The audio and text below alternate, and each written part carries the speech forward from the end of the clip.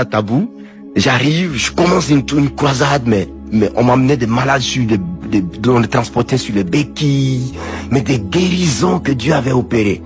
Et le dernier jour, il était 16 heures. Je devais revenir à Abidjan.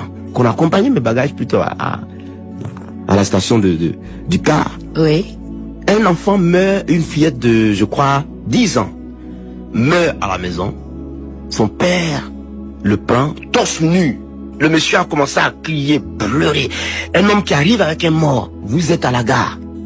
Déjà à la gare. Déjà à la gare. Le monde m'avait accompagné. Plus d'une quarantaine de personnes étaient venues m'accompagner, ayant vu ce que Dieu avait opéré. Donc un pleurait, ne va pas à Abidjan, reste avec nous. À la gare, on m'amène un mort. Ça alors. Le monsieur sur lequel j'avais été hébergé durant le séjour, à Tabou, cet homme-là va s'adresser à lui pour lui dire, ben, ma fille est morte, voilà, il faut voir le serviteur de Dieu, s'il peut prier pour ma fille. Le monsieur aussi qui arrive vers moi pour me dire, voilà un cas qu'on nous apporte. Mais ça, c'est une fois, ça. Elle voilà. était déjà, l'enfant était déjà mort. Déjà, l'enfant était mort. La fillette était morte. Il vient me dire, voilà, il y a un mort qui est là. J'ai dit, mais un mort, quand quelqu'un meurt, on enterre. Moi-même, je vais mourir, je serai enterré, et puis c'est fini. C'est Jésus qui est Seigneur. Et il a donné une parole qui m'avait tellement touché que je me têtu automatiquement. Il m'a dit, mais s'il est arrivé ainsi, c'est pour que Dieu soit glorifié. Oh là là. Mais comme une bombe que le monsieur avait foutu dans mon cœur. Je ne savais plus quoi faire. Je regardais autour de moi. Si je pouvais avoir une étoffe de tissu, si je pouvais avoir un pagne, si je pouvais ramasser quelque chose sur lequel j'allais ordonner qu'on fasse coucher la fillette. Je découvre un vieux sac, le sac dans lequel on met le cacao là, oui. Un vieux sac qui traînait là. J'ai dit, apportez-moi ce sac s'il vous plaît. On me l'envoie devant le public. À la gare. À la gare.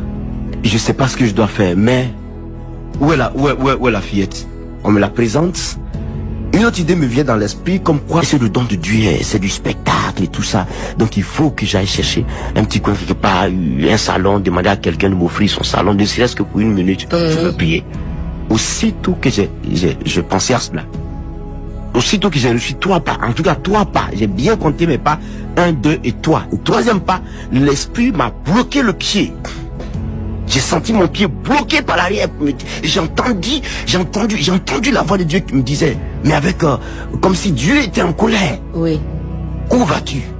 Que vas-tu chercher de l'autre côté? C'est ici que ça se passe. Pourquoi vas-tu te cacher? Voilà. C'est ici que ça se passe. C'est ici que ça se passe. 3 fois j'ai perçu la voix de Dieu. Bon, j'ai changé d'idée. J'ai dit, il faut la coucher rapidement. Et on me l'a fait coucher, je me suis accroupi là. Tout le monde avait une position de, je ne sais quoi, mais un événement, on avait l'impression que j'étais là en public là, j'ai glorifié le Seigneur, j'ai dit, Seigneur, merci. Elle est morte. Si tu as permis que cet homme vienne avec cette fillette ici, vers moi, pas parce que je suis important, mais à cause de ta grâce. Parce que certainement, tu as trouvé que tu allais faire quelque chose. Redonne-lui la vie. Et j'ai imposé la main sur elle, j'ai ordonné mort. Je t'ordonne de quitter cet enfant au nom de Jésus. Vie, reviens en elle. La fillette a crié automatiquement. Et puis ensuite elle a crié, papa. Je l'ai soulevé. Et je suis allé redonner la fillette à son papa. Je lui ai dit, quoi, Seigneur Jésus, tu seras sauvé, toi et ta famille. Alléluia.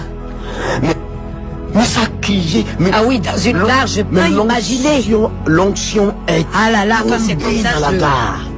Oh là là, une onction de guérison est tombée dans la gare. Un lépreux qui était là, la puissance de Dieu est tombée sur lui. Mais c'était tellement émouvant que l'onction tombait comme ça partout. Les gens avaient des démons mais qui tombaient. Là, me voici. Un miracle de résurrection que Jésus venait de démontrer là. Ma Bible est dans ma main. Mon sac est à côté de moi. Voici le cas qui est de l'autre côté. La foule arrive, les cris montent. Ceux qui étaient chrétiens crient Alléluia. Et je voyais le monde qui venait. Ça a attiré tellement de personnes. Fallait-il que je continue à voyager? Fallait que je m'arrête? Je ne savais plus quoi faire. J'ai opté pour une croisade d'évangélisation immédiatement à la gare. Mais jusqu'à 21h. Ils ont tous donné leur vie au Seigneur. Tout le monde a donné sa vie à Jésus-Christ. C'était formidable. Dieu a enrichi ma vie avec de tels témoignages. Si je dois sélectionner, ça va être, il y en a Oui, tellement. oui, oui. Annoncer Jésus et continuer à annoncer Jésus, mais dans la simplicité.